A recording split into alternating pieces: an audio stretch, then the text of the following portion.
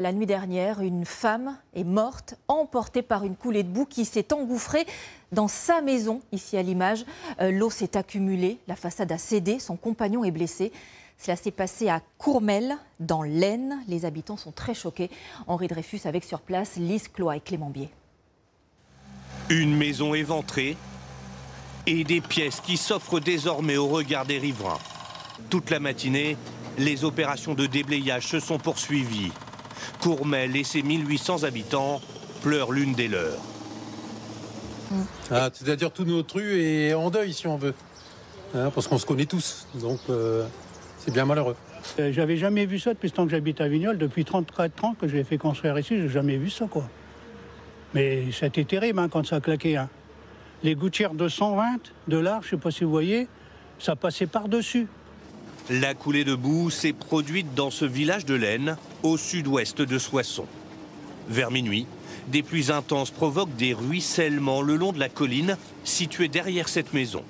Les cumuls sont si importants que l'eau s'infiltre dans les pièces et commence à s'accumuler. L'eau est arrivée derrière cette maison, elle s'est accumulée sur la façade jusqu'à la propulser, la faire exploser. Le torrent a atteint jusqu'à 1,80 m de hauteur. Une femme de 57 ans est emportée par les flots. Son corps sera retrouvé à plus de 200 mètres. Son mari, grièvement blessé, a été hospitalisé. Alerté par des riverains, le maire arrive immédiatement sur les lieux.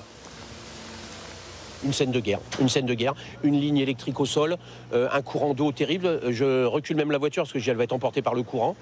Et puis alors là, le constat est édifiant, c'est une scène de guerre. C'est-à-dire que tout le monde essaye de sauver sa peau, on va dire. Voilà.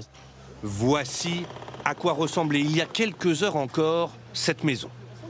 Mais face à un phénomène d'une ampleur inédite, près d'une soixantaine de pompiers ont été réquisitionnés. Donc on a mené les opérations de secours avec à la fois ces opérations de recherche d'une part, mais également de mise en sécurité des populations et notamment une famille où on a finalement demandé à ces personnes de monter à l'étage pour venir les prendre en charge avec les sauveteurs aquatiques. Malgré le drame, les pompiers saluent ce matin la mobilisation citoyenne dans la commune. Des agriculteurs s'affairent actuellement à dégager des routes et enlever la boue.